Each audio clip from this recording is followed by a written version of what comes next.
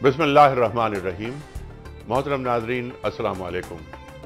क़याम सुबह के साथ एक बार फिर हाजिर मैं हूँ आपका मेज़बान अनीक अहमद। आज क़याम सुबह का मौजू कुरान और फ़लसफ़ा सियासत। ख़वातीन हज़रात, कुरान करीम में अल्लाह ताला इरशाद फरमाता है कि अल्लज़ीना इन मक्कन्नाहुम फ़िल अर्दि अक़ामुस्सलाता व आतुज़्ज़कात व अमरू बिल मारूफ़ व नहौ अनिल मुनकर। ज़मीन पर जिनको हम इक़्तिदार देंगे वो ज़मीन में नमाज कायम करेंगे ज़मीन पर, और ज़कात कायम करेंगे, नेकी का हुक्म देंगे और बुराई से रोकेंगे। ख़वातीन हज़रात, सरकार दो आलम सल्लल्लाहु अलैहि वसल्लम मक्का मुकर्रमा से हिजरत फरमा रहे हैं मदीने की जानिब, और अल्लाह ताला उन्हें एक दुआ सिखा रहा है। और दुआ यह है कि वक़ुल रब्ब अदखिलनी मुदखला सिद्क़िन व अखरिजनी मुखरजा सिद्क़िन वजली मिन लदुनका सुल्तानन नसीरा। ऐ अल्लाह, मुझे सच्चों में दाखिल कर, सच्चों से निकाल, और इक़्तिदार को मेरा मददगार बना। सवाल ये पैदा होता है, यहाँ चंद सवालात पैदा होते हैं कि दीन का फ़लसफ़ा सियासत क्या है। क्या दीन को के इब्लाग के लिए, फ़रोग़ के लिए, निफाज़ के लिए रियासत का होना, इक़्तिदार का होना ज़रूरी है? फिर ये कि निज़ाम हुकूमत क्या होगा, निज़ाम हुकूमत की नौइयत क्या होगी, हुक्मरान का इंतखाब कैसे होगा। और आज के दौर में जबकि कौमियत एक पूरी दुनिया में एक अक़ीदा बन चुका है, नस्ल की बुनियाद पर, रंग की बुनियाद पर, या नेशन स्टेट के तसव्वुर के बाद बाउंड्रीज़ की बुनियाद पर, ऐसे में जब इक़बाल ये फरमाते हैं कि इस्लाम तेरा देश है, तू मुस्तफ़वी है। ख़वातीन हज़रात, तमाम मौज़ूआत पे बात करेंगे इंशाअल्लाह। हमारे अहद के मुमताज़ उलमा मौजूद हैं, उनसे सीखेंगे हम कि कुरान करीम का नज़रिए सियासत क्या है। इससे पहले हम चलते हैं लाहौर, जहाँ मुंतज़िर हैं हमारे मोहतरम खालिद उस्मान अल उमरी साहब। ख़वातीन व हज़रात, क़ारी खालिद उस्मान अल अज़हरी साहब आलमी शोहरत याफ्ता क़ारी हैं, आलमी मुक़ाबलों में इनामात हासिल कर चुके हैं। आइए लाहौर चलते हैं। शुक्रिया अनीक साहब। अऊज़ु बिल्लाहि मिनश शैतानिर रजीम। बिस्मिल्लाहिर रहमानिर रहीम।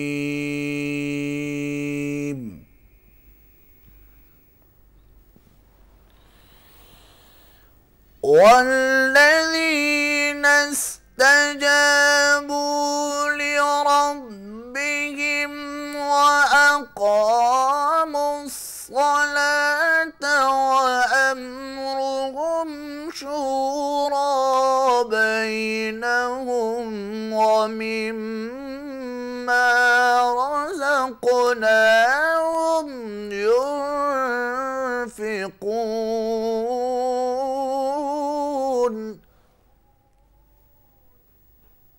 माशाअल्लाह, माशाअल्लाह।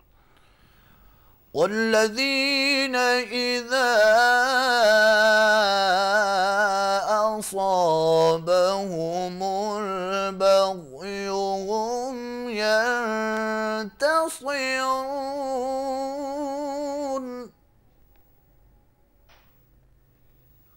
सुभान अल्लाह।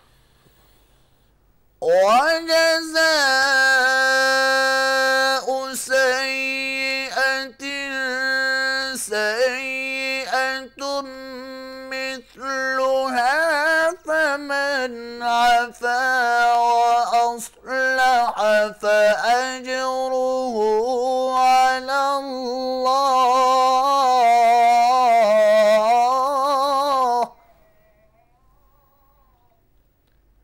इन्नहु ला युहिब्बुज़्ज़ालिमीन।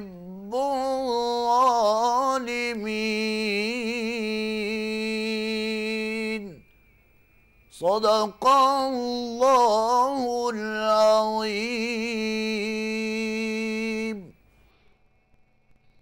माशाअल्लाह, माशाअल्लाह, सुभान अल्लाह। क़ारी खालिद उस्मान अलवी साहब। और ख़वातीन व हज़रात, इन्हीं आयात का तर्जुमा और हदीस रसूल मक़बूल सल्लल्लाहु अलैहि वसल्लम के लिए हम दोबारा जा रहे हैं लाहौर, जहाँ मुंतज़िर हैं हमारे मोहतरम मोहम्मद असलम राव साहब। आइए लाहौर चलें। जनाब बहुत बहुत शुक्रिया अनीक साहब। शुरू अल्लाह के नाम से جو بڑا مہربان نہایت رحم کرنے والا ہے۔ اور جو اپنے پروردگار کا فرمان قبول کرتے ہیں اور نماز پڑھتے ہیں اور اپنے کام آپس کے مشورے سے کرتے ہیں اور جو مال ہم نے ان کو عطا فرمایا ہے اس میں سے خرچ کرتے ہیں، اور جو ایسے ہیں کہ جب ان پر ظلم و تعدی ہو تو مناسب طریقے سے بدلہ لیتے ہیں، اور برائی کا بدلہ تو اسی طرح کی برائی ہے، مگر جو درگزر کرے اور معاملے کو درست کر دے تو اس کا بدلہ خدا کے ذمہ ہے۔ اس میں شک نہیں کہ وہ ظلم کرنے والوں کو پسند نہیں کرتا۔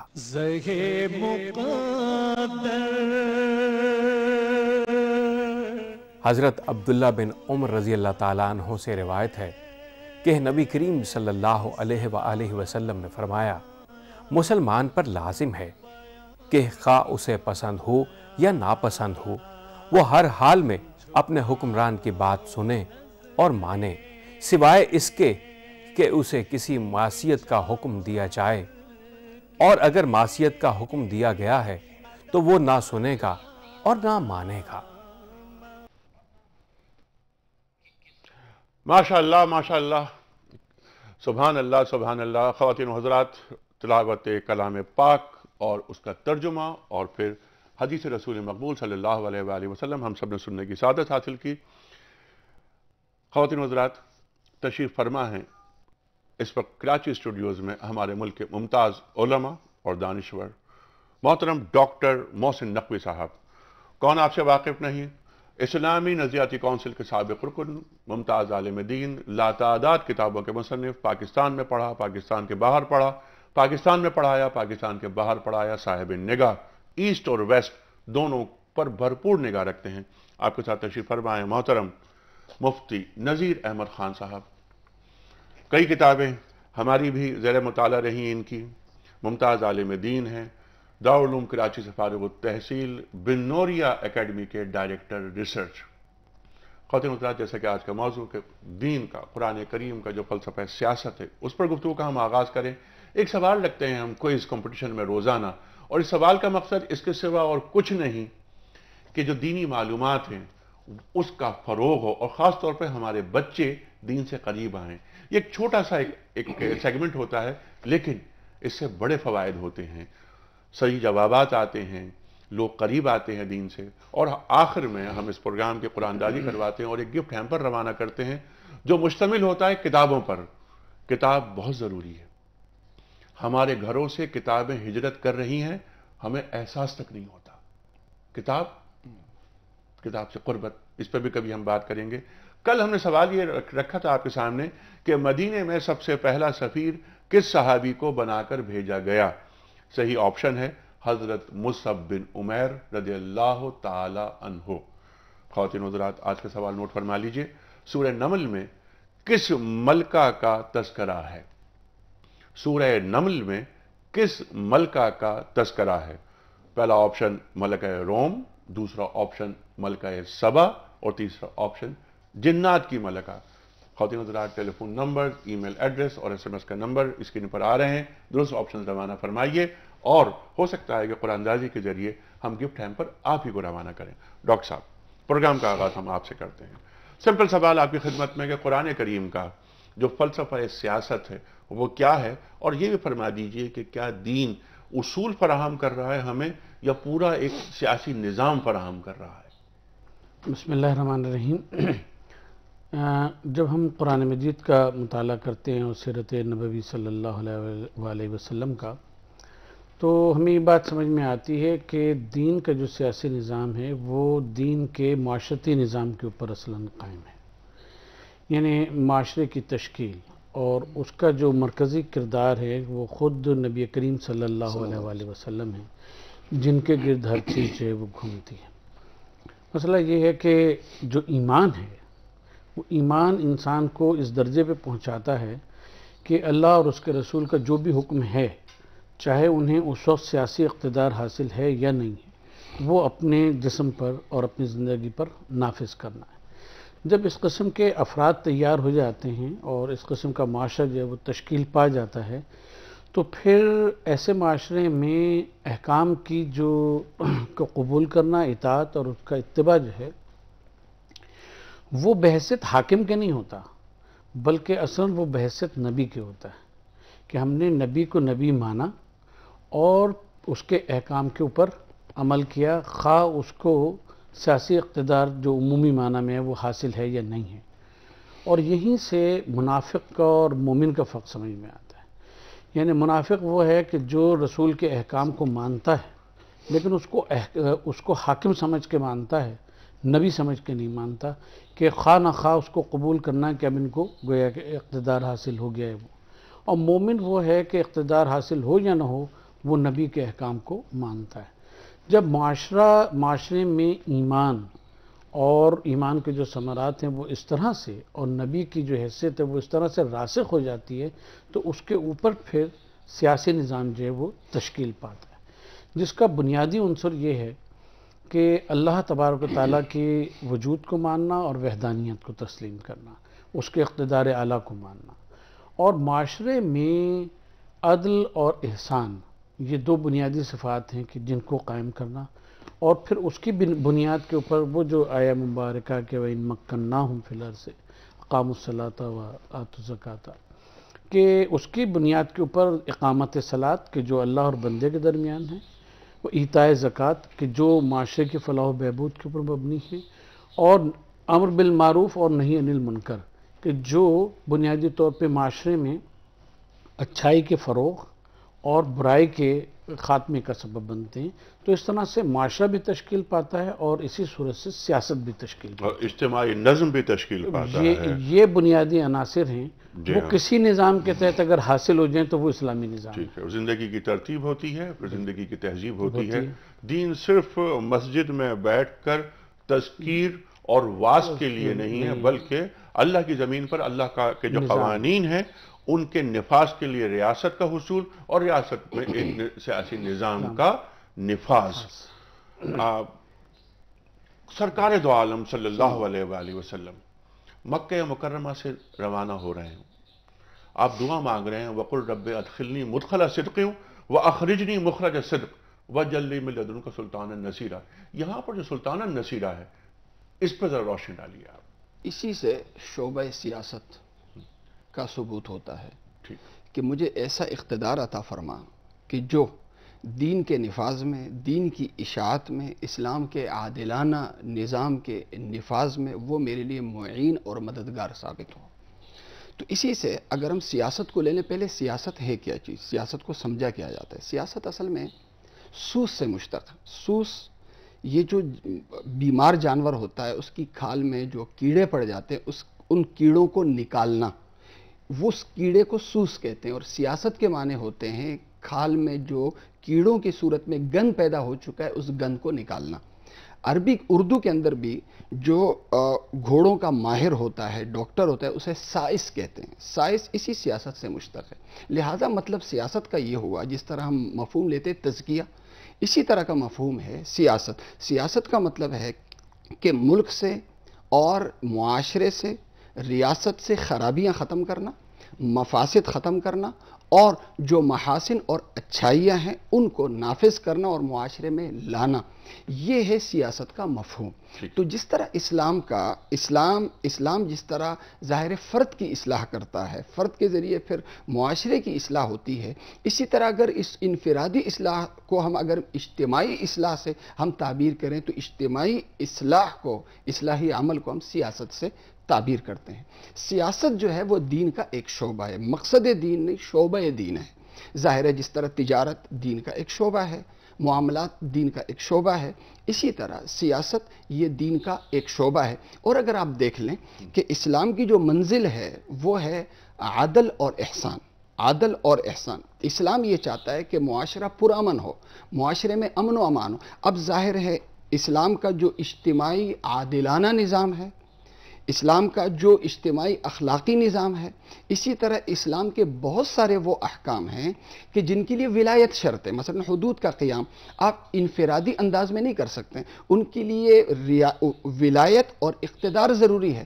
اب ظاہر ہے جب حدود کا قیام ہوگا تو معاشرے میں امن آئے گا، معاشرے سے برائیوں کا اور جرائم کا خاتمہ ہوگا، تو اس کے لیے ضروری ہے ریاست۔ اب ریاست ہوگی، ریاست کیسے ہو، ریاست کس طرح چلائی جائے، اس کو ٹچ کرتا ہے اسلام شعبہ سیاست کی روشنی۔ ٹھیک ہے، منزل کیا ہے اس کی؟ تزکیہ، جی، فرد کا تزکیہ، اس کے بعد معاشرہ اس سے تعمیر ہو گیا ڈاکٹر صاحب، معاشرے سے ریاست کا وجود، اور یہی سبق اور یہی درس اور یہی روشنی مل رہی ہے ہمیں اسوہ رسول کریم صلی اللہ علیہ وآلہ وسلم سے۔ گویا اقتدار کا حصول جی، یہ دنیا پرستی نہیں بلکہ عین خدا پرستی ہے، یقین، ٹھیک۔ بالکل۔ اور جب تک یعنی اگر ہم اقتدار کو حاصل کیے بغیر، یہ سوال میں رکھ رہا ہوں آپ کے سامنے، کیا ہم اقتدار کو حاصل کیے بغیر کسی باطل نظام میں رہتے ہوئے دین کا صحیح معنوں میں ابلاغ، فروغ اور نفاذ کر سکتے ہیں؟ اس کا تو جواب قطعاً نہ میں ہے، لیکن ہم یہ بات عرض کر رہیں گے کہ ایک غلط فہمی ہے جس کو ہم یہاں پہ دور کرنا چاہتے ہیں، اور وہ یہ ہے کہ جب اسلامی نظام کے نفاذ کی بات کرتے ہیں، اسلام کے نفاذ کی بات کرتے ہیں، تو ذہن میں لوگوں کے یہ آتا ہے کہ حدود اور تعزیرات کا نافذ کرنا، یعنی گویا اسلام کے نظام کو جرائم کے خلاف نظام کے طور کے اوپر سمجھا جاتا ہے، اور ایک بڑا فریم ورک جو ہے وہ اس طرح سے شروع سزاؤں سے کر دیتے ہیں، ہاں شروع سزاؤں سے کر رہے ہیں دین۔ جبکہ ہم نے جیسے ابتدا میں عرض کی تھی کہ بنیادی طور پہ، اور مفتی صاحب نے بھی اس بات کو آگے بڑھایا کہ معاشرے کی تشکیل، اس میں عدل اور احسان کا قیام، اسلام نہیں چاہتا کہ لوگوں کو سزائیں دے، جرم کا خاتمہ چاہتا ہے، اسلام جرم کا خاتمہ چاہتا ہے۔ اب اگر اس نظام میں کوئی جرم کر بیٹھے، ایک تو مسلمان سے یہ توقع نہیں ہے کہ وہ جو گناہان کبیرہ ہیں اور یہ ہیں جن کے اوپر حدود جاری ہوتی ہیں یا اور تعزیرات لگتی ہیں، مسلمان سے یہ توقع نہیں ہے اسلام کو اور اللہ کو، اس کے رسول کو، کہ وہ اس کا ارتکاب کرے۔ تو وہ تو عدل اور احسان کے اوپر، ایتاء زکوٰۃ کے اوپر اور امر بالمعروف اور نہی عن المنکر پہ پورا نظام کو قائم کرتا ہے۔ اس میں ایک چھوٹا سا شعبہ یہ ہے کہ اگر اس میں پھر کوئی جرم پیدا ہو جائے، مجرم پیدا ہو جائے، تو اس کے لیے نظام حدود و تعزیرات اور یہ ساری چیزیں موجود ہیں۔ اس میں بھی یہ خلش انسان کے ضمیر میں پیدا کرتا ہے کہ اگر اس سے کوئی غلطی سرزد ہو جائے تو اس کے پیچھے پولیس نہ بھیجنی پڑے، بلکہ وہ خود اس کو احساس ہو اور وہ آ کے حاکم کے سامنے کہے کہ مجھ سے غلطی ہو گئی، مجھے پاک کر دی اور مجھے اس پر بات کی سزا دی۔ اور وہ حاکم سے مراد یہاں پر حکمران اور اقتدار یعنی اعلیٰ، اللہ تبارک و تعالیٰ، یعنی میں اپنے کسی حکمران کو جو دنیاوی حکمران ہے اس کے خوف کی وجہ سے نہیں، بلکہ اللہ تعالیٰ کی خوشنودی حاصل کرنے کے لیے گناہ کو اپنے سے دور رکھ رہا ہوں۔ بالکل، ٹھیک ہے۔ اچھا، اب یہ جو حکمران ہوتا ہے، جو کہ نمائندہ ہوتا ہے اللہ تعالیٰ کا اللہ کی زمین پر، ہے نا، تاکہ اللہ تعالیٰ کے جو قوانین ہیں ان کا نفاذ ہو سکے از روئے قرآن و شریعت، اس حکمران، کیونکہ مقاصد تو آپ دونوں حضرات نے بیان کر دیے کہ ریاست کے حاصل کرنے کا مقصد کیا ہوتا ہے، اقتدار کی کیوں ضرورت ہوتی ہے، یہ حکمران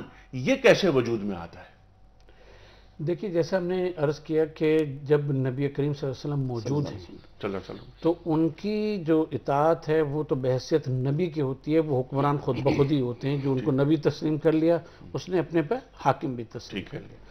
اب اس کے بعد کیا وہ احکام اور وہ تمام چیزیں جو ہیں کیا معطل ہو جاتی ہیں؟ نہیں ہوتی، وہ کیونکہ اللہ تعالیٰ کا دین ساری تا قیامت جو ہے وہ باقی رہے گا اور اس کو نافذ رہنا چاہیے، اور قرآن کریم موجود ہے، اسوہ رسول کریم صلی اللہ علیہ وسلم موجود ہے، شریعت وقت کے ساتھ ساتھ آگے بڑھ رہی ہے، نئی روشنی آ رہی ہے، زمانہ تبدیل ہو رہا ہے، نئے نئے قوانین آئیں گے، لیکن وہ قوانین وہ ہوں گے جو قرآن و سنت سے استنباط کیے جائیں گے۔ ڈاکٹر صاحب یہ گفتگو رہے گی جاری، خواتین حضرات جانا ہے اس وقت ہمیں بریک کی جانب، واپس آئیں گے تو ہم معلوم کریں گے اپنے معزز علماء کرام سے کہ دین کوئی مستقل نظام دے رہا ہے سیاست کا یا چند اصول فراہم کر رہا ہے، اور حکمران کا انتخاب کیسے ہوتا ہے، اور پھر یہ جو قومیت کا ایک نعرہ لگ گیا ہے سامنے، یہ قومیت کا نعرہ کیا اسلام کی روح سے محافظت رکھتا ہے یا دین اسے مکمل رد کرتا ہے؟ آ رہے ہیں بریک کے بعد۔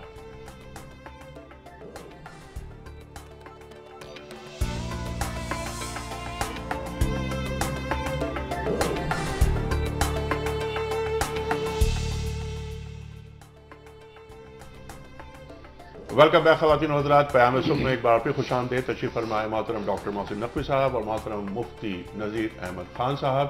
گفتگو ہو رہی ہے دین کا سیاسی نظام، دین کا فلسفہ سیاست، کیوں ریاست اور اقتدار ضروری ہوتا ہے دین کو۔ بہت ساری باتیں سامنے آ گئی، نکل کر گفتگو یہ آئی کہ دین اللہ کی زمین پر اللہ کے قوانین، اللہ کا نظام نافذ کرنا چاہتا ہے، نافذ ہوتے ہوئے دیکھنا چاہتا ہے، لیکن یہ منزل نہیں ہے۔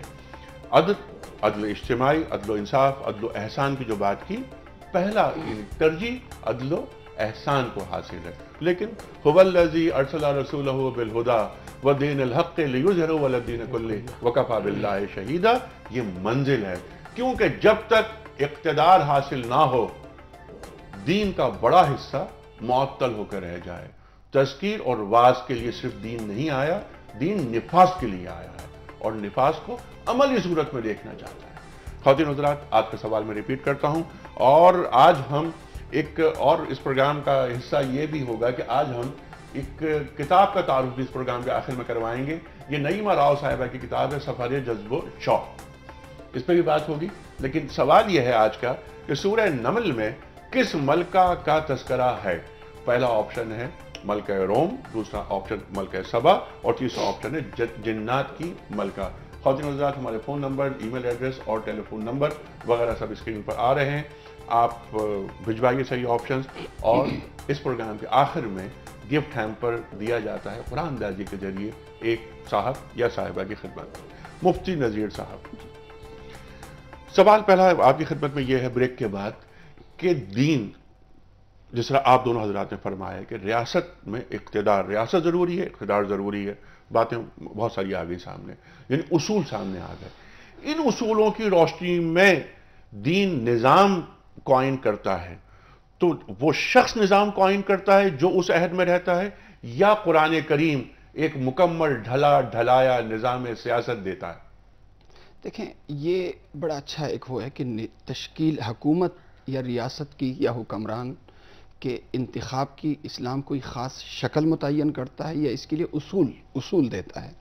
تو سمجھانے کے لیے میں عرض کروں کہ جس طرح اسلام پہننے کے لیے خاص لباس کا تعین نہیں کرتا، بلکہ لباس کے لیے اصول دیتا ہے کہ لباس میں یہ اصول، مطلب سطر پوشی کے اصول، جی، سطر پوشی کے اصول کیا کیا ہونے چاہیے۔ اب ہم اپنے رنگ میں ہمارا الگ لباس ہے، ترکیہ کا اپنا الگ لباس ہے، عربوں کا اپنا الگ لباس ہے، تو اسلام کسی یعنی نظام حکومت کی کسی خاص شکل کا تعین نہیں کرتا۔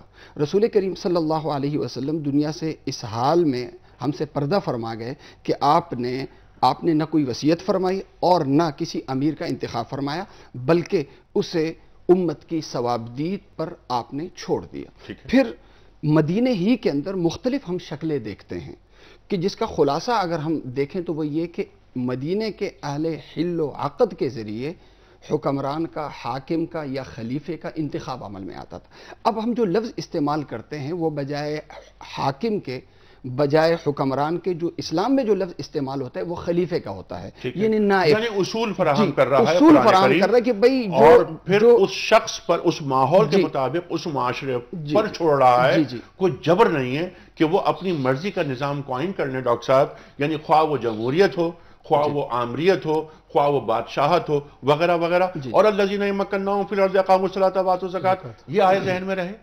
کیا یہ بات درست ہے؟ یہ بات ایک حد تک درست ہے۔ اچھا، میں یہ سمجھتا ہوں کہ یہ بات درست نہیں ہے۔ اچھا، اس کی وجہ اب دلیل میں دیتا ہوں کہ وَأَمْرُهُمْ شُورَىٰ بَيْنَهُمْ، وہاں پر شورائیت قرآن کریم بتا رہا ہے۔ تو جب شورائیت آ گئی تو آمریت کیسے؟ آمریت نہیں رہتی۔ آپ فرمائیے۔ ہاں، یہی کہ اسی لیے ہم نے عرض کیا تھا کہ یہ بات جزوی طور پہ درست ہے، اچھا، لیکن اصولی طور پہ یہ ہے کہ قرآن یہ اصول دیتا ہے، پہلی بات یہ کہ اِنَّ أَكْرَمَكُمْ عِندَ اللہِ أَتْقَاكُمْ۔ سبحان اللہ۔ تو حاکم وقت جو ہے کوشش یہ ہونی چاہیے مسلم امہ کی جس کو چنے وہ سب سے زیادہ متقی و پرہیزگار ہو، اور وہ دونوں چیزوں کو حاوی ہے، یعنی اللہ کے منہیات سے رکنے والا اور اس کے احکام کے اوپر خود سب سے بڑھ کے عمل کرنے والا اور عمل کروانے والا. ایک تو یہ چیز. دوسری چیز یہ کہ شورا بینہم کے معنی یہ ہیں کہ جو نصوص ہیں موجود، چاہے قرآن کی ہوں اور چاہے حدیث کی ہوں، جو موجود ہیں ان کے نفاذ کے سلسلے میں وہ شورا بینہم مشورہ کرے گا اور اس کے تحت اس کو نافذ کرے گا. دوسری چیز یہ ہے کہ اگر نئے پیش آمدہ معاملات ہوں گے تو اس میں جو فیصلے ہیں قرآن و سنت کو سامنے رکھ کے اہل شورا کو بٹھا کے اس کے مطابق اس کے فیصلے ہوں گے. اور اس میں آمریت یعنی ون مین شو جس کو کہا جاتا ہے، اسلام میں اس کی کوئی گنجائش نہیں. یعنی اللہ تعالیٰ کے رسول صلی اللہ علیہ وآلہ وسلم، اللہ تعالیٰ کی کتاب انسان پر انسان کی خدائی شدید ناپسند کرتے ہیں، برداشت ہی نہیں کرتے، برداشت ہی نہیں کرتے. یہ خلاف دین ہے. خلاف دین. ٹھیک ہے، کچھ کالز لے لیتے ہیں ڈاکٹر صاحب، آپ کی اجازت. جی السلام علیکم. جی وعلیکم السلام. جناب والا فرمائیے. جی عبدالغفور بات کر رہا ہوں میرپور آزاد کشمیر سے. جی فرمائیے جناب. سر کل قرآن پاک کی تلاوت ہوئی تھی، اس میں ارشاد فرمایا گیا کہ جو انسان کی ضرورت سے زیادہ ہے جی وہ دوسروں میں تقسیم کر دیں. ٹھیک. ہماری ضرورت کیا ہے؟ ہمیں کتنا اپنے اوپر خرچ کرنا ہے؟ بہت اچھا. اور اس ضرورت کا تعین کون کرے گا؟ یہ سوال ہم رکھتے ہیں مفتی صاحب کے سامنے، لیکن ایک امریکہ سے ایک کال ہے، وہ منتظر ہے ہمارے، پہلے ان کو لے لیتے ہیں. جی السلام علیکم. السلام علیکم. جی وعلیکم السلام. کون صاحب؟ میں اشرف صدیقی بات کر رہا ہوں امریکہ سے. جی اشرف صاحب فرمائیے. جی مجھے سوال یہ ہے، آپ کے موضوع سے ذرا مختلف ہے سوال میرا. اچھا. کیونکہ میں سیٹرڈے کو آپ کا کوشچن آنسر سیشن دیکھا تو اس میں مجھے کچھ چیزیں سامنے آئیں. اچھا. ایک تو یہ ہے کہ آپ جو علماء حضرات کو وہاں بٹھاتے ہیں جی، اور کچھ حضرات آپ سے امریکہ سے اور یورپ سے دوسری جگہ سے سوالات کرتے ہیں. ٹھیک ہے. ان میں سے اکثر لوگوں کو جو علماء ہیں ماشاءاللہ ان کی علمی سطح بہت بلند ہے، جی، لیکن اکثر لوگوں کو ایکسپوجر نہیں ہوتا امریکہ کا، یورپ کا. اچھا. تو جو یہاں کے مسائل ہیں وہ وہاں پہ جو ہے اس کا سلوشن وہ نہیں دے سکتے پراپرلی. اچھا میرا خیال ہے. اچھا. تو اب یہ دیکھیے، اچھا اب سوال بہت اچھی بات آپ نے کی، لیکن اب مسئلہ یہ ہے کہ ہمارے پاس بھی جو اب ہفتے کو جو لوگ تھے ہمارے ساتھ، اس میں منیب الرحمان صاحب موجود تھے اور دوسرے ایک صاحب موجود تھے. منیب الرحمان صاحب ابھی 4 روز پہلے ہی امریکہ سے آئے تھے اور مستقل وہ جاتے رہتے ہیں. پہلی بات تو ایکسپوجر کی جہاں تک بات کی. دوسری بات آپ کی خدمت میں یہ رکھوں کہ ہمارے علماء کرام، اور جیسے محسن نقوی صاحب یہاں بیٹھے ہیں، آپ نے جیسے میں نے عرض کیا تھا آغاز میں کہ آپ نے تو خیر یہاں بھی پڑھا، امریکہ یہ پڑھا، پھر وہاں پڑھایا بھی، اور آپ کی ڈگری یعنی ڈاکٹریٹ بھی امریکہ کا ہی ہے. مسئلہ صرف یہ نہیں کہ خیر کتنا کوئی پڑھ لکھ جائے یا آگے بڑھ جائے یا ڈاکٹریٹ کوئی پیمانہ نہیں ہوتا. مسئلہ یہ ہے کہ قرآن کریم کو معیار بنا کر اور سیرت پاک صلی اللہ علیہ وآلہ وسلم کو معیار بنا کر کیا کنفیوژنز کو، سوالات کو کے جوابات دیے جا رہے ہیں، تو وہ جوابات ہمارے علماء کرام دیتے ہیں، کیونکہ ان کے نزدیک امریکہ میں رہنا یا ویسٹ کا جو ایکسپوجر ہے وہ اہم نہیں ہے، حالانکہ ویسٹ سے بھی یہ واقف ہیں. اشرف صاحب لیکن آپ کا سوال بہت اہم ہے، ہم سوال رکھیں. جی فرمائیے. سوال یہ ہے کہ بات یہ نہیں ہوتی جیسے کہ آپ علماء کرام بیٹھے ہیں، آپ ان سے پوچھ لیجیے کہ فتویٰ از اے سائنس. فتویٰ کیا؟ فائدہ کا جوتا نہیں کہ ساتھ میں فتویٰ دینا کسی بارے میں بھی وہ ایک سائنس ہے اور اس میں علاقائی چیزوں کو مد نظر رکھنا بہت ضروری ہے. جی یقیناً بالکل ٹھیک ہے، یہ بات آپ کی بالکل درست ہے، لیکن میں وہی تو عرض کر رہا ہوں سرکار. جی محسن نقوی صاحب آپ کا جواب دینا چاہ رہے ہیں. جی محسن نقوی. دیکھیے آپ کی بات بالکل بجا، ظاہر ہے کہ آپ کو سوال کا حق ہے، لیکن اب دنیا جو ہے وہ ایسی گلوبل ولیج ایک بن گئی ہے کہ اب یورپ اور ایشیا میں، امریکہ اور ایشیا میں یا اور دیگر حصوں میں کوئی فرق نہیں رہا. جہاں تک ایکسپوجر کی بات ہے، کم از کم 100 چینلز تو پاکستان میں ہم لوگ دیکھتے ہیں اور انٹرنیٹ ہے اور ہر قسم کی سہولتیں ہیں، تو لہٰذا یہ کہنا کہ وہاں کی جو مسائل ہیں اس کا ایکسپوجر یہاں نہیں ہے، ایسی بات نہیں ہے. اور ظاہر ہے کہ علماء کرام جب فتویٰ دیتے ہیں تو پوری ذمہ داری سے ہر چیز کو مد نظر رکھ کے سوال کہاں سے آیا اس کے مطابق ہی بات کرتے ہیں. ٹھیک ہے، لیکن جو سوال ان کا بہت اچھا ہے، وہ سوال جو پرسوں آیا تھا کہ ضرورت یسألونک ماذا ینفقون کی آیت انہوں نے کوٹ کی، قل العفو کی بات قرآن کریم ارشاد فرما رہا ہے کہ ضرورت سے زیادہ جو ہے وہ دے دو. تو یہ ضرورت سے زیادہ، ضرورت کا تعین کون کرے گا مفتی صاحب؟ دیکھیں اس سوال کا جواب دینے سے پہلے جو شروع میں بات ہوئی تھی جس پر بڑی اچھی روشنی حضرت ڈاکٹر صاحب نے ڈال دی ہے. جی دیکھیں اسلام میں نہ موروثی بادشاہت کا تصور ہے نہ آمریت کا تصور ہے. ہم نے لفظ استعمال کیا خلیفہ, خلافت. حاکم اعلیٰ اللہ تعالیٰ ہیں, اقتدار اعلیٰ اللہ تعالیٰ ہیں, اور ریاست حکومت ہمارے پاس امانت ہے, ہماری ملکیت نہیں بلکہ امانت ہے. اس امانت کو اللہ تعالیٰ کے دیے ہوئے اصولوں کی روشنی میں انجام دینا, اسے ہم خلافت سے, اور جو انجام دیتا ہے اسے ہم خلیفہ سے تعبیر کرتے ہیں.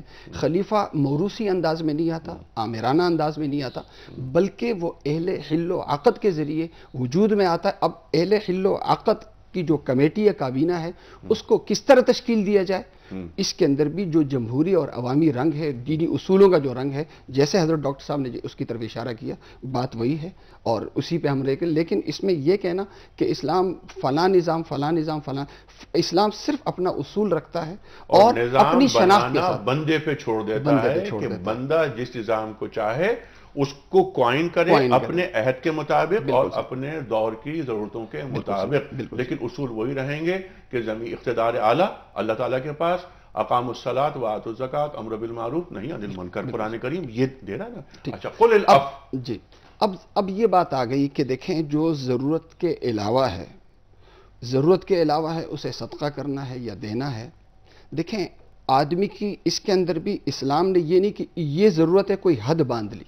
ایک شہری شخص کی اپنی ضرورتیں ہوتی ہیں, ایک دیہات میں رہنے والے شخص کی اپنی ضرورت ہوتی ہے, اپنی ضرورتیں ہوتی ہیں. یہاں رہنے والا شخص اس کی اپنی ضرورتیں ہوتی ہیں, امریکہ میں رہنے والا شخص اس کی اپنی ضرورتیں ہوتی ہیں. لیکن خواہشات الگ ہیں, ضروریات الگ ہیں. وہ چیزیں کہ جو میری ضرورت ہے, یعنی کہ جن کے ذریعے, جن کے بغیر میرا پلنا یا میرا زندگی گزارنا میرے لیے مشکل بن جائے, وہ چیزیں ہیں میری ضرورت. لیکن وہ چیزیں جن کا تعلق میری ضرورت سے بھی نہیں, میری سہولت سے بھی نہیں, بلکہ صرف محض پیسہ اڑانا ہے اس پر خواہ میں, اسے پھر ہم خواہشات یا لایانی اور بے مقصد خواہشات سے ہم تعبیر کرتے ہیں. تو اب یہ ہے کہ خواہشات کا ترک کرنا اور ضروریات پہ آنا, یہ جو ہے اسے ہم قناعت سے تعبیر کرتے ہیں. اور فرمایا کہ جو ضروریات سے ہٹ کے ہو, بجائے خواہشات پہ اپنا مال لگانے کے آپ ضروریات پہ لگائیں, اور جو آپ کے دوسرے ضرورت مند بھائی ہیں یا رشتہ دار ہیں, جو بچا ہوا مال ہے وہ ان پہ خرچ کریں. یعنی جو سرپلس ہے اس سرپلس کا حق مجھ پر نہیں ہے, بلکہ انفاق کے ذریعے میں معاشرے کو دوں تاکہ معاشرے سے خاتمہ ہو. میں تفصیلی بات چاہ رہا ہوں آپ سے, مجھے معلوم ہے آپ کچھ کہنا چاہ رہے ہیں, لیکن کچھ کالز باہر سے آئی ہوئی ہیں, میں چاہ رہا ہوں وہ لے لوں. جی احمد صاحب امریکہ سے, جناب والا. ہیلو. السلام علیکم. جی وعلیکم السلام. السلام علیکم. وعلیکم السلام. ایک چھوٹا سا کوشچن ہے, یا کہ ابھی میں ریسنٹ میں یو ایس میں موو ہوں کینیڈا سے, وہاں پہ کچھ حضرات آئے ہیں جنہوں نے ایک جو پاکستان کے اچھے عالم ہے ماشاءاللہ, بڑا نام ہے ان کا, تو یہ فرما رہے تھے کہ جس وقت آپ دارالکفر میں رہتے ہیں کہ اس صورت میں آپ کو کوئی انٹرسٹ پہ جو مورگیج وغیرہ لیتے ہیں, آپ گھر لیتے ہیں, تو اس پر کوئی گنجائش ہے. اچھا تو اس بارے میں اگر کچھ بتا دیں. جی بالکل ٹھیک ہے مفتی. اچھا ایک کال اور لے لیتے ہیں آپ کی اجازت سے. جی السلام علیکم. وعلیکم السلام ورحمۃ اللہ. جی کون صاحب؟ انیک بھائی, میں حافظ محمد ابو بکر لاہور سے بول رہا ہوں. جی حافظ صاحب, آپ کا پروگرام بہت اچھا ہے جی, الحمدللہ. ایک اس کی اپریسیشن ہے, اور بہت سارے موضوعات, اور آپ کے مہمان بہت اچھے ہوتے ہیں, آپ تمام لوگوں کو لے کر آتے ہیں. ایک بات میں بس گزارش کرنا چاہ رہا تھا, کیونکہ آج کا موضوع ہے آپ کا دین کا سیاسی نظام. تو آپ نے جو ابھی دلیل دی ہے نا, وہ شاورہم فی الامر, میں کیونکہ آج کل پڑھ رہا ہوں اس موضوع کو, کوشش بھی ہے کہ اس میں کتاب بھی لکھوں. یہ بہت زبردست ہے آیت, جو اس کے اندر ڈیموکریسی, ریاست, مغرب کی ریاست جو ہے اس کا فنڈامنٹل جو کنسپٹ ہے وہ بالکل الگ ہے, لیکن بنیاد جو ہے وہ کامن ہے مشاورت کا. ٹھیک ہے, کیونکہ وہاں ہمارے ہاں جو سپریم قانون ہے ہمارے وہ قرآن اور سنت ہے, اور اس سے آگے جو ہمارا قانون نکل رہا ہے وہ مشورہ ہی ہے. جی بالکل, لیکن یہ مشورہ وہ ہوگا جو قرآن اور سیرت کے انڈر ہوگا. بالکل بالکل. طے شدہ جو اصول ہمارے ہیں اس کے آگے جائیں گے, جو مسائل ہوں گے. حافظ صاحب اچھا یہ فرمائیے, کوئی سوال آپ رکھنا چاہیں گے؟ بس میں آج تم کو اپریشیشن کے لیے. ارے سر بڑا کرم آپ کا, بہت شکریہ, بڑا ممنون ہوں میں آپ سے. اچھا وہ جو سوال تھا, جی میں چاہ رہا ہوں کہ آپ اس پہ ذرا بات کر لیں. اچھا لیکن اس میں چاہ رہا ہوں کہ پہلے ان کا جواب دے دیں تاکہ آپ تفصیل سے بات کریں. مارٹگیج ہوتا ہے, جی جی ہے نا، اس پر اچھا یہ بالکل ٹھیک ہے. جب ہم بھی وہاں گئے تھے اور وہاں دیکھا ہم نے تو معلوم ہوا کہ وہاں کے فقہا نے، وہاں کے علماء نے انٹرسٹ پر ایک مکان لینے کی اجازت دے دی ہے. اور جیسے ابھی قل الاب کی بات بھی ہو رہی تھی کہ دوسرے مکان پہ وہاں کے جو علماء ہیں مغرب کے، ان کی اکثریت جمہور علماء یہ فرماتے ہیں کہ پہلا مکان کیونکہ آپ کی ضرورت کے لیے ہوتا ہے تو آپ ایک مکان پر انٹرسٹ دے سکتے ہیں، مورگیج پہ لے سکتے ہیں. کیا فرماتے ہیں؟ دیکھیں سود حرام ہے، خواہ وہ سود ایک حرام مکان ہے، پہ ہو. خواہ وہ دارالکفر میں ہو یا دارالاسلام میں ہو. اچھا. لیکن کبھی ہوتا ہے سود لینا ضرورت کی بنیاد پر. ٹھیک. فرض کریں میرا بھائی بیمار ہے، میرے پاس پیسے نہیں ہے، علاج معالجہ کرنا ہے، کہیں سے مجھے پیسے نہیں مل رہے سوائے اس کے کہ میں کسی سے سود پہ قرض لوں. اب ظاہر ہے اس وقت میری مجبوری ہے، وہاں انسانی جان کو بچانا ہے، لیکن یہاں پر گھر لینا ہے. زمین آسمان کا فرق ہے. میں کرائے کے مکان میں رہ سکتا ہوں لیکن یہاں پر سود پر میں اپنے بھائی کی جان بچا رہا ہوں نا، تو انسان کی جان بچانے کے لیے تو حرام بھی حلال ہو جاتا ہے. اب اس میں لیکن یہ ضرورت کیا ہے مکان لینے کی؟ اب اس فقہی تناظر میں اسے ضرورت سے تعبیر کیا جائے نہ کیا جائے تو یہ وہاں کے علماء ہی اسے اچھا سمجھ سکتے ہیں. ٹھیک ہے، انہوں نے اجازت دے دی ہے. وہاں کے جو علماء مستند علماء کرام ہیں اگر وہ اسے ضرورت کے دائرے میں لا رہے ہیں اور اس کی اجازت دے رہے ہیں تو یہ انہیں پتہ. لیکن جیسے آپ نے خود ہی اس کی طرف اشارہ فرما دیا، یہی کے ماحول میں اگر کوئی اس طرح کرے گا تو ظاہر ہے یہ ضرورت نہیں ہے، یہ حرام ہے، یہ ناجائز ہے. اب وہاں کے حوالے سے وہاں کے علماء کا فتویٰ ہو سکتا ہے، لیکن جیسے میں نے عرض کیا سود حرام ہے ہر صورت میں، خواہ دارالکفر میں دارالاسلام. محسن نقوی صاحب، قول العفو کے بارے میں ہم ایک چھوٹی سی بات عرض کرتے ہیں کہ ہمارے خیال میں اسلام اس میں معاشرے کو بنیاد بناتا ہے. ٹھیک ہے. اگر معاشرے میں معاشرہ تنگ دست ہے، ابھی تشکیل پا رہا ہے، لوگ جو ہیں صاحبان ایمان وہ کمتر درجے کے اوپر ہیں، معاشی طور پہ بہتر نہیں ہیں، تو قول العفو کا مطلب یہ کہ اپنی ضروریات پوری کرو، باقی سے دوسرے کی ضروریات پوری. ٹھیک ہے. اور انفاق کرو. اور جو معاشرہ ترقی کرتا جاتا ہے، لوگوں میں امپاورمنٹ آتی جاتی ہے اکنامیکل، تو اس میں یہ ہے کہ پھر آپ سوئچ کر سکتے ہیں ضروریات سے آسائشات کی طرف، آسائشات سے تعیشات کی طرف. حکمران کون ہوتا ہے اور کیسے منتخب ہوتا ہے؟ ہاں، یہاں پہ ہم دو باتیں کی وضاحت کریں. ایک تو مولانا نے جیسا فرمایا کہ رسول اللہ صلی اللہ علیہ وآلہ وسلم جو اپنے وقت کا نبی خلیفہ ہے اللہ کا احکام نافذ کرنے میں، اور جو بعد میں آ رہا ہے اس کے تو وہ خلیفہ ہے رسول اللہ صلی اللہ علیہ وآلہ وسلم کا اسلام کو نافذ کرنے کے اس میں. اب یہ جو خلیفہ سے ہٹ کے امیر المومنین کی اصطلاح آئی بادشاہوں میں کہ اب اسے امر کرنا ہے اور اس کے اوپر امارت اس کو حاصل ہے، یہاں سے وہ خلافت کے ذریعے جو رشتہ اللہ رسول اور اس کے ساتھ چلا تھا وہ رشتہ ٹوٹ گیا اور یہاں سے ملوکیت جو ہے وہ داخل ہو گئی. تو وہ ہمیشہ جب تک حکمران خلیفہ رہتا ہے رسول کا احکام کو پہنچانے میں اور نافذ کرنے میں، جب تک وہ اسلامی بنیادوں پہ کھڑا رہتا ہے، اور جب وہ اس سے ہٹ کے امیر بن جاتا ہے تو پھر وہ اسلامی جو بنیادیں ہیں اس سے چھوٹ جاتا ہے. ٹھیک ہے. تو یہ اولی الامر جو ہوتے ہیں، یہ اولی الامر کا تعلق یعنی علماء سے، بعض علماء نے لکھا ہے کہ تعلق اس کا علماء سے ہے اور بعض کا نے لکھا ہے کہ ضرورت نہیں ہے. مفتی صاحب آپ کیا فرماتے ہیں؟ وہ اولی الامر منکم.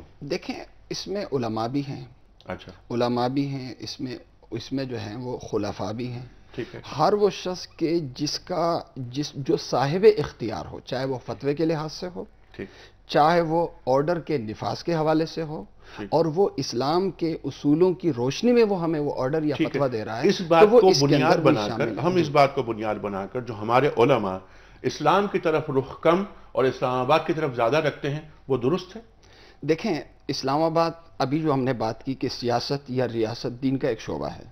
اگر اسلام آباد ہمیں اس لیے چاہیے تاکہ اسلام کا نفاذ کریں، اسلام کا عادلانہ اور اجتماعی جو نظام ہے تاکہ اس کا نفاذ کریں، عدل اور احسان اس کا عملی رنگ وہ جو ہے وہ ہمارے ملک میں نظر آئے، تو اس کے ذریعے اسلام آباد صرف ایک ذریعہ ہے اسلام کے نفاذ. ٹھیک ہے. لیکن بہتر نہ ہو اگر اس کے لیے اسلام آباد دیکھیں، میں کراچی کی ایک مسجد میں بیٹھا ہوا ہوں اور ایک شخص اسلام آباد میں ممبر پہ بیٹھا ہوں اور ایک شخص اسلام آباد میں کرسی صدارت پہ بیٹھا ہوا ہے. صاحب اختیار جس کو اختیارات زیادہ ہوتے ہیں، اختیارات کے زیادہ ہونے کی وجہ سے وہ کام بھی زیادہ سے زیادہ کر سکتا ہے. بالکل ٹھیک ہے. تو ہمیں کرسی چاہیے، ہمیں کرسی چاہیے خلافت کے نفاذ کے لیے، دنیا کمانے کے لیے، دنیا کے لیے نہیں، خود خدا بننے کے لیے نہیں، بلکہ اس زمین پر اللہ کا نظام نافذ کرنے کے لیے اور لوگوں کو خدا پرستی پہ لانے کے لیے، لوگوں کو اللہ تعالیٰ کے لوگوں کی غلامی سے نکال کر اللہ کے غلامی میں لانے. ان مقاصد کے حصول کے لیے اقتدار چاہیے، عنان حکومت چاہیے. اچھا ہمارے پاس ڈاکٹر صاحب ہم نے یہ دیکھا ہے کہ ہمارے پاس جو ہمارا درخشاں ماضی ہے، ہوتا یہ تھا کہ علماء فقہا اصلاح کرتے تھے، تزکیہ کرتے تھے حکمرانوں کا. اب ہمارے پاس دیکھا یہ جاتا ہے کہ اکثر ہمارے علماء اور فقہا وہ جنہیں اصلاح کرنے کا جن کا کام تھا، اب وہ ان کی جگہ لینا چاہتے ہیں، اور مقاصد پیش نظر وہ شاید نہیں ہے جو آپ نے بات فرمائی. تو اس وقت ترجیح کس کو دینی چاہیے؟ بنیادی طور پر بات یہ ہے کہ دیکھیں دین تو نافذ ہونے کے لیے آیا، اس کے لیے جو بھی کوشش کی جائے، لیکن جیسا آپ نے فرمایا جو لوگ حکومت کے فوائد و ثمرات حاصل کرنے کے لیے قریب ہوتے ہیں، اور وہ سوکارڈ، ہم ان کو سوکارڈ علماء کہتے ہیں، خود ان کے تزکیے کی ضرورت ہے. اور ہم نہیں دیکھتے کہ وہ کسی بھی مرحلے کے اوپر حکمرانوں کا جن سے وہ قریب ہے ان کا تزکیہ کریں. ٹھیک ہے. تو یہ جو ہے ترجیح کسے دینی چاہیے؟ ترجیح جو ہے وہ ظاہر ہے کہ اس کو دینی چاہیے کہ خود اپنا تزکیہ کریں، اور اس تزکیے کے بعد خلافت یعنی رسول کے درجے پہ فائز ہو کے اسلام کو نافذ کریں. اور کوشش یہ کریں کہ یہ حکمرانی جو ہے اسلام آباد پہنچنا یا بڑی بڑی یہ جو منصب ہیں اور جو کرسیاں ہیں، یہ منزل نہیں ہے. یہ منزل نہیں ہے. یہ ہم نے ایک دفعہ پہلے بھی بات کی تھی کہ صدارت، وزارت، سینیٹری وغیرہ یہ معمولی چیز ہے. یہ علماء کے قدموں کی دھول تک نہیں ہے. یہ بالکل یہ دھول تک نہیں ہے. علماء نے ٹھوکریں ماری ہیں اقتدار کو. بالکل. ہاں، پیش نظر وہی رہے بات کہ اللہ کی زمین پر اللہ کا نظام، کیونکہ وہ نظام نافذ ہو کے رہے گا. یہ اللہ کا وعدہ ہے، هو الذی ارسل رسولہ بالہدی ودین الحق لیظہرہ علی الدین کلہ وکفی باللہ شہیدا. مفتی صاحب، حکمران ضروری نہیں کہ کسی خاص نسل سے ہو، کسی طبقے سے ہو، کسی خاندان سے ہو. حکمران کوئی بھی ہو سکتا ہے، یعنی حاکم. آج استخلاف بھی قرآن کریم میں آئی ہے نا. اللہ تعالیٰ وعدہ کر رہا ہے میں زمین پہ اقتدار دوں گا جس طرح تم سے پہلے لوگوں کو اقتدار میں نے دیا ہے. ذرا اس تعلق سے بات کیجیے. وعد اللہ الذین آمنوا وعملوا الصالحات لَيَسْتَخْلِفَنَّهُمْ فِي الْأَرْضِ كَمَا اسْتَخْلَفَ الَّذِينَ مِنْ قَبْلِهِمْ وَلَيُمَكِّنَنَّ لَهُمْ دِينَهُمُ الَّذِي ارْتَضَىٰ لَهُمْ وَلَيُبَدِّلَنَّهُمْ مِنْ بَعْدِ خَوْفِهِمْ أَمْنًا يَعْبُدُونَنِي لَا يُشْرِكُونَ بِي شَيْئًا. میں خلافت دوں گا. یہ خلافت دینا اللہ کا وعدہ ہے، مقصود نہیں، موعود ہے. ایمان ہوگا، عمل صالح ہوگا تو اللہ تبارک و تعالی زمین پر مسلمانوں کو اقتدار عطا فرما کے رہیں گے. لیکن یہ تب ہوگا جب پہلے یہ گارنٹی ہو کہ اقتدار ملنے کے بعد دنیا اور حکومت کے فوائد لینا نہیں، بلکہ آگے فرمایا یعبدوننی لا یشرکون بی شیئا. اور الذین مکناہم فی الارض اقاموا الصلاۃ وآتوا الزکاۃ، اقامت صلاۃ، ایتاء زکوٰۃ اور امر بالمعروف اور نہی عن المنکر. اس لیے ریاست درکار ہے، اس لیے اقتدار درکار ہے. ایک پرچی روانہ کیجئے. اور جب تک سیاست کے حوالے سے یہ بھی عرض کروں، دیکھیں آج ہم یہ چاہ رہے ہیں کہ حکومت ملے گی تو پھر سب کچھ ہوگی. اس وقت بہترین طریقہ یہ کہ ہم ہر شعبے پہ کام کریں. ہر شعبے میں مالیات کا شعبہ الحمدللہ لیا جا رہا ہے، تعلیم کو لیا جا رہا ہے. جب ہر شعبے کے اندر شعبے کو لے کر ہم بڑھیں گے نا تو ہر شعبے کی جب اصلاح ہوگی تو اقتدار ترتیب خود بخود. ڈاکٹر صاحب کسی خدمت میں ہم گفٹ ہیمپر روانہ کر رہے ہیں. یہ ہیں جناب عبد الرحمان صاحب لاہور سے. عبد الرحمان صاحب لاہور سے. خواتین و حضرات، عبد الرحمان صاحب کی خدمت میں ہم گفٹ ہیمپر روانہ کر رہے ہیں. اور وہ کتاب جس کے بارے میں نے عرض کیا تھا کہ کتاب آج کی کتاب وہ ہے، یہ محترمہ نعیمہ راؤ صاحبہ نے بھجوائی ہے. یہ سفر جذب و شوق اس کا نام ہے. بھاولپور سے آئی ہے. خواتین و حضرات، یہ کتاب نہیں ہے، یہ ایک یعنی سینے میں اتر جانے والا ایک نسخہ ہے. یہ عمرہ اور حج کی کیفیت ہے. یہ ایک زائر کی آنکھ نے جو دیکھا وہ کم دیکھا، جو دل کی آنکھ نے دیکھا وہ بہت زیادہ. یہ سفر جذب و شوق ہے، نعیمہ راؤ صاحبہ کی کتاب. یہ ضرور پڑھیے گا. اور محسوس ہوتا ہے کہ ایک مسافر جو ہوتا ہے، حرم کا مسافر، وہ کس انداز سے سفر کا آغاز کرتا ہے اور اس کی کیفیت پھر کیا ہوتی ہے. میں نے پڑھی خواتین حضرات یہ کتاب، اور یہ میں اس کے بارے میں الفاظ نہیں ہے میرے پاس. خواتین حضرات، کل ہم انشاءاللہ بات کریں گے. اور کل سے پہلے یہ کہ اگر آپ اپنی کتاب کو تعارف کے لیے بھجوانا چاہتے ہیں تو ہمارا ایڈریس ہے پیام صبح 42/1/E block number 6 PSCHS Karachi. کل ہم بات کریں گے کہ دین کیسا معاشرہ چاہتا ہے، قرآن اور معاشرہ. اور کل ہمارے ساتھ تشریف فرما ہوں گے مفتی محمد یحییٰ عاصم صاحب اور محترم شجاع الدین شیخ صاحب. کل تک کے لیے اپنے میزبان انیق احمد کو اجازت دیجیے. خدا.